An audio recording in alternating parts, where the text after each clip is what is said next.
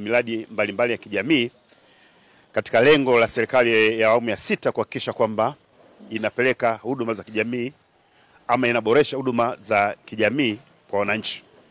Utakuwa nami mimi Novatus Makunga nikukaribishe katika matangazo yetu moja kwa moja, na nimemwalika mstahiki meya wa jiji la Arusha Maximilian Irange.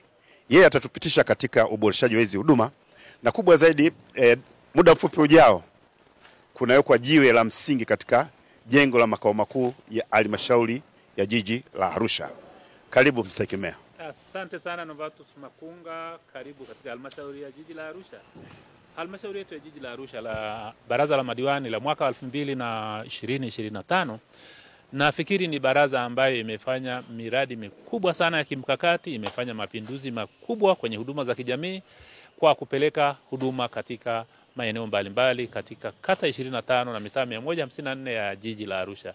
Na hapa leo tunaweka Mheshimiwa Waziri wa Nchi, Ofisi ya Rais, Tawala za Mikoa na Serikali za Mitaa, Mheshimiwa Sana Mohamed Omar Mchengerwa, mbunge, anaweka jiwe la msingi katika jengo letu la utawala. Jengo hili la utawala ambalo likikamilika litakuwa na urefu wa sakafu 8, mpaka dakika hii itakuwa ni jengo refu kuliko majengo yote ya halmashauri katika nchi yetu ya Tanzania. Kwa hiyo tunachofanya hapa, tunakamilisha mradi huu ambao serikali ya Dr. Samia Suluhu Hassan ilitoa pesa kwa ajili ya ujenzi wa jengo hili. Lakini sambamba na hilo, tuna miradi mikubwa ya kimkakati. Kwa mfano kule Ngutoto Njiro tunajenga hospitali ya wilaya ambayo inaitwa Medical Tourism Hospital, hospitali ambayo itatoa utalii wa kimatibabu katika mkoa wetu wa Arusha na katika jiji la Arusha. Ikumbuke kwamba kwa takwimu zinavyoonyesha za Wizara ya Afya, Tanzania mpaka dakika hii ni nchi ya 3 kwa kuwa na huduma bora za kimatibabu, ikitanguliwa na Egypt na South Africa.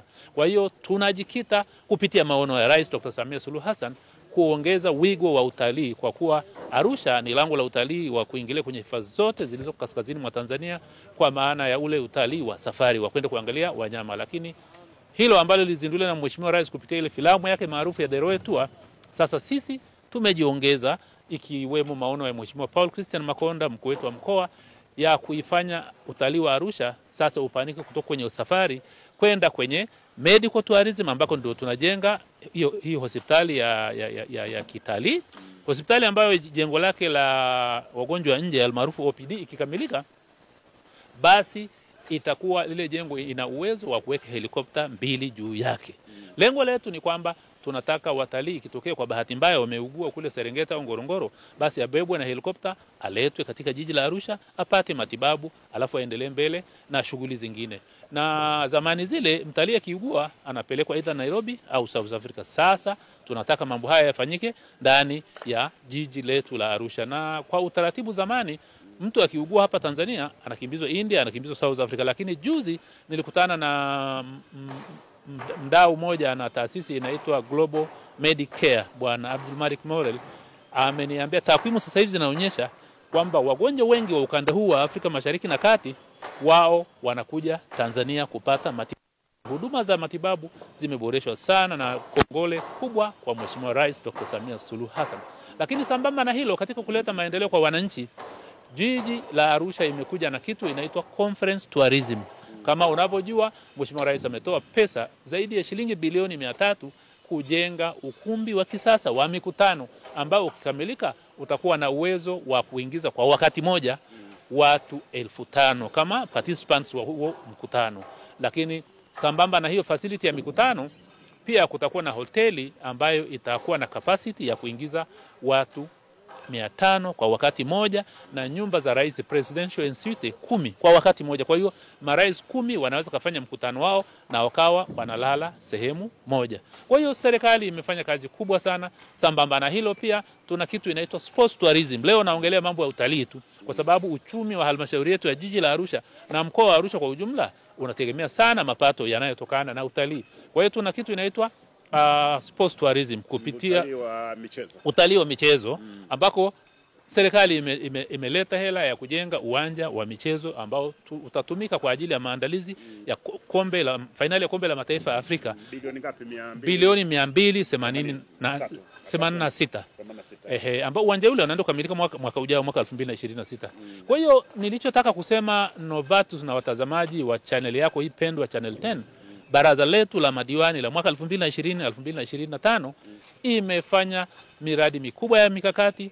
Tumekusanya mapato kwa zaidi ya 100%. Ikumbuke wakati sisi tunaingia kwenye halmashauri mwaka 2020, mapato yetu ya ndani yalikuwa shilingi bilioni 22.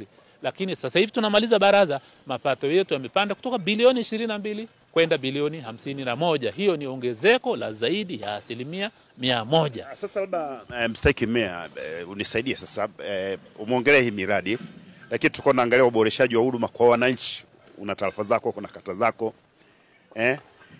mnyororo wa thamani unaofikiaje wananchi wa kule chini baada ya kuboresha hizi huduma ambazo umetaja utalii wa michezo, utalii wa matibabu, sasa hivi mna imarisha jengo la utawala. Sasa mwananchi wa kawaida labda ananufaika vipi na uboreshaji wa hizo? Asante sana Makunga, nakushukuru. Usingeniuliza swali hata mimi ningekushangaa.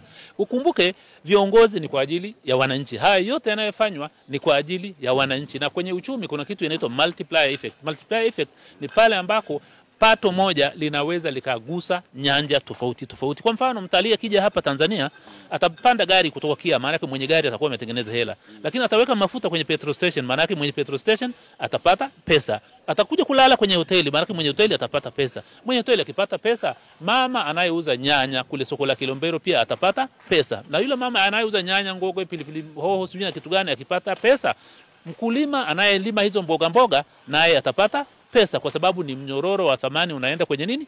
Kwenye maeneo yote. Lakini sambamba na hilo, tunajenga miundombinu ya barabara. Tunataka Arusha ipitike kwa wakati wote wa mwaka. Na kama unakumbuka Makunga, mwezi wa pili halmashauri ya jiji la Arusha ilinunua mitambo yenye zaidi ya shilingi bilioni 2.3, ikiwa ni motor grader pamoja na magari makubwa mawili ya kufanya dumping.